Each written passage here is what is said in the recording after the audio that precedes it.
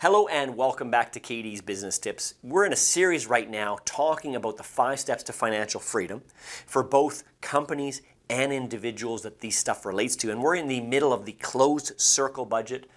And what we're going to talk about here today is necessities and wants. In the last video, we talked about obligations. So what is a necessity? Something you must have in order to live properly or do something. The main problem with the necessities is most people cannot determine between necessities and wants. Is that a need or is that a want? I'm not sure, right? That is the biggest problem we have.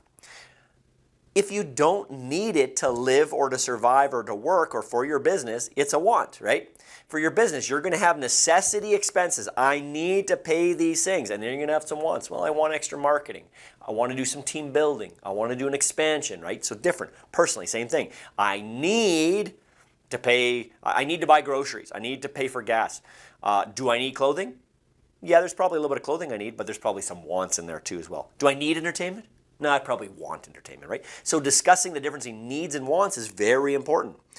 And there are actually true necessities in life and desired needs and wants that become necessities to us. So depending on the person, your necessity might be different than another person's necessity depending on a number of factors.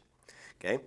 True necessities, of course, are food, water, shelter, and clothes. Those are the true necessities. You can guarantee that those 4 are necessities for an individual.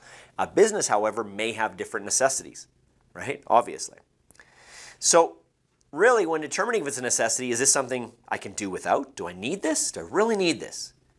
What would happen if I was without it, right? That's what you're looking at. Will it affect you in some negative way if you don't have it? Because sometimes it's a necessity to you because it'll make a difference for your family, for example, or in your business. I know if I just get this piece of equipment, it'll make a big difference. I need a boom or whatever it is, right? And you know, at the end of the day, you also want to look at options, because if you look at that, go, that's a necessity. Hold on, is it a want or necessity? Then you go, is there an alternative to that? Could I do with something else in replace of that too as well? Because you're looking always for alternatives. And it's just the bottom line that many things we think are necessities are actually wants. So this is okay. Obviously, wants are not a bad thing. We just need to make sure we know what's a necessity and what's a want so we can put them in priority order, whether it's the business or personal, right? Since each person's life is different, necessities will be different, and so will the wants be different, just like they're different typically between a man and a woman, and that's okay. It'll be up to you from the standpoint in your life to determine what the necessities are for you, though. And remember that things can be changed. Necessities might become wants. Wants might become necessities as things changed. So look at overall, we're trying to see how much we spend, and we're putting it in a priority order. We have our obligations first, our necessities second in priority order, and then our wants below that in priority order again. Okay? So now when we get to wants, it's a little different. The definition of a want is to desire to possess or do something. So I want to possess something, or I want to do something. I want it. We desire, we want to possess, right? We want to do that. We don't need it, we want it. There's a difference.